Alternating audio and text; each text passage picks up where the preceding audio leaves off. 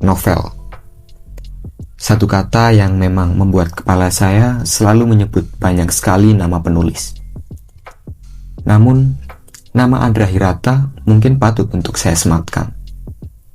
Penulis asal Belitung yang dikenal lewat novel legendaris Laskar Pelangi selalu menghadirkan kisah menyentuh lewat gaya bahasanya yang puitis sekali. Lain dari itu, ada satu novel garapannya yang membuatku sangat terkesan.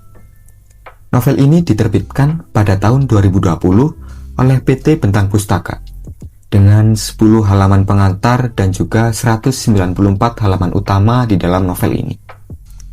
Kali ini, lewat novel yang berjudul Ayah dan Sirkus Pohon, ia kembali menghadirkan ciri khasnya yang patut untuk saya bahas. Kisah ini diawali dengan cerita Sobirin, pemuda lugu yang hidup di desa Belantik, yaitu sebuah desa yang dikenal kecil dan miskin, namun hangat. Sejak kecil, Sobirin tumbuh dalam bayang-bayang perjuangan ayahnya yang dikenal dengan pekerja keras dan penuh kasih. Ya, meskipun ayahnya ini jarang mengutarakan kasihnya lewat sepatah kata pun. Nah, beranjak dewasa, Sobirin bekerja di sebuah sirkus keliling, tempat bagaikan dunia yang penuh warna sekaligus kesedihan. Di dunia sirkus, Sobirin bertemu dengan tokoh lainnya, yaitu Taripol, dikenal dengan si badut bijak, dan Marlena, penari sirkus yang menjadi sumber semangatnya si Sobirin. Melalui pertemuan dan pengalaman baru, Sobirin belajar tentang kehidupan, utamanya tentang keteguhan hati dan arti kebahagiaan yang sederhana. Latar kehidupan sirkus ini menjadi simbol jalannya hidup yang memang tak selalu semanis keinginan kita. Namun justru hal tersebutlah yang selalu memberi kita harapan yang nyata.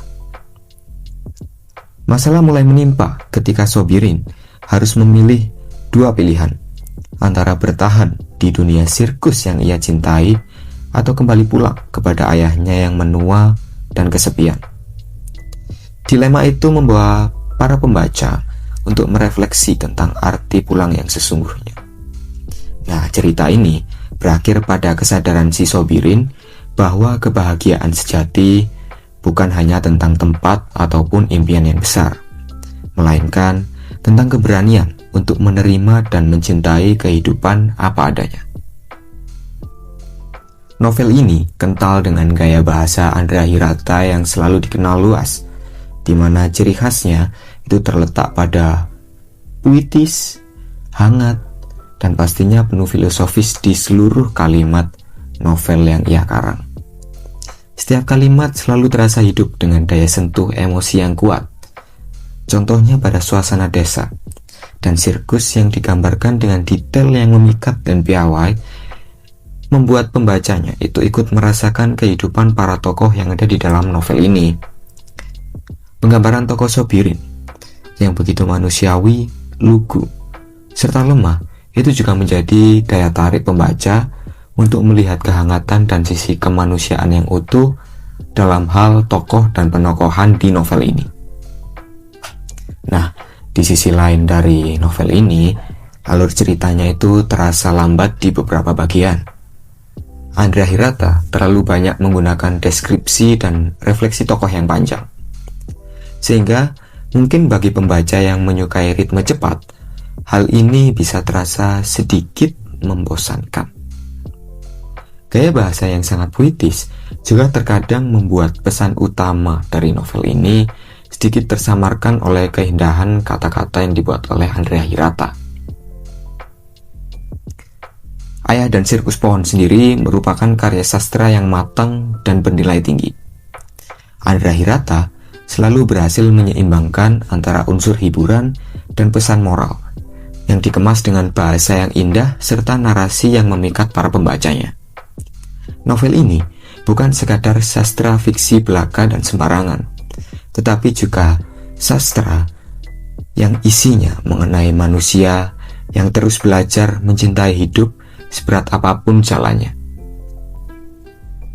Nah, bagi pembaca yang memang menyukai kisah reflektif, penuh emosi, dan menghangatkan hati, novel Ayah dan Sirkus Pohon ini ialah pilihan yang sangat layak.